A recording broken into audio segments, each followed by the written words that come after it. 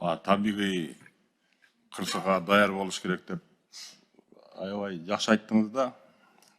Бирок табигый кырсыкка акча топтоп даяр болбош керек.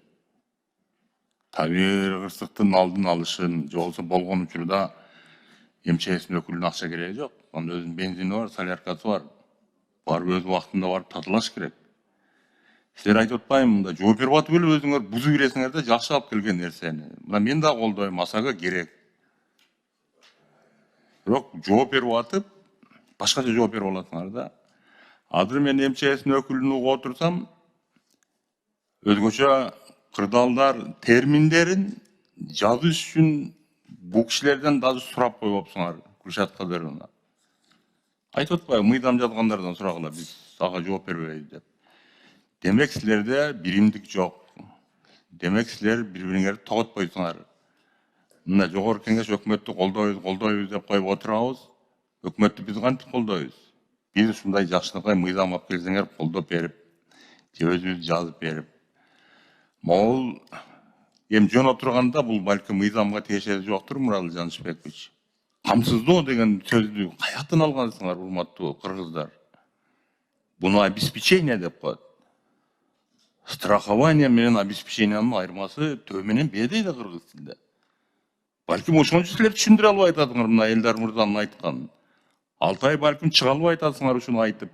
Камсыздандыруу дегенде мен деле суроо берем, мени кандай камсыз кыласың? Эмненин негизинде камсыз кыласың?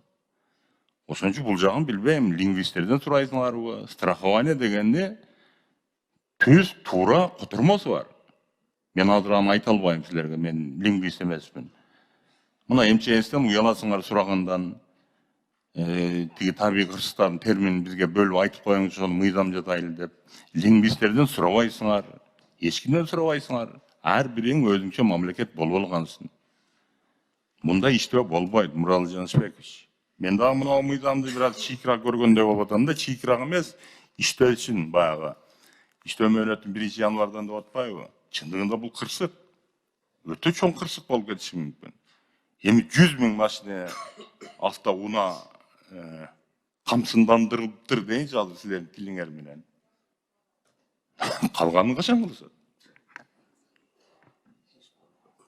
Ошондо чын айтты, мына социальный взрыв деген түшүнүк бар. Ошондуктан урматтуу бүгүнкү ушул мыйзамга кызыктар мына министрликтер ынтымактуу иштеп жүргүлө. Анан бири-биринин сөзүңөрдү түшүнбөдүм, кантиптин деп. Анан биз ушул жакында жер титирөөлөр көбөйүп кетиши мүмкүн. Анан биз ошого даярданып турабыз деген Марат мырза, бул туура эмес сөз. Буну бирөө укса күлөт. Ушу элден акча топтоп ошого даярданып атыптыр деп. Андан көрөк мамлекеттин эсебинен о МЧСти күчөткүлө. Алып бергиле 10 экскаватордун ордуна 100 экскаватор алып бергиле. 1000 экскаватор алып бергиле. Ал акчаңар ошо талкаланып бардык бүткөндөн ошол мөлтүрөгөн киши тирүү калабы, өлөбү, ошого келип силерден страхованиясын сураса, ошондо бергениңер ошол жардам. Жардам эмес, ал өзүнүн акчасын сурайт. Кантип анан азыр биз даярданып атабыз акча топтоо менен дейсиңер? Уят мындай сөз. Рахмат чоң.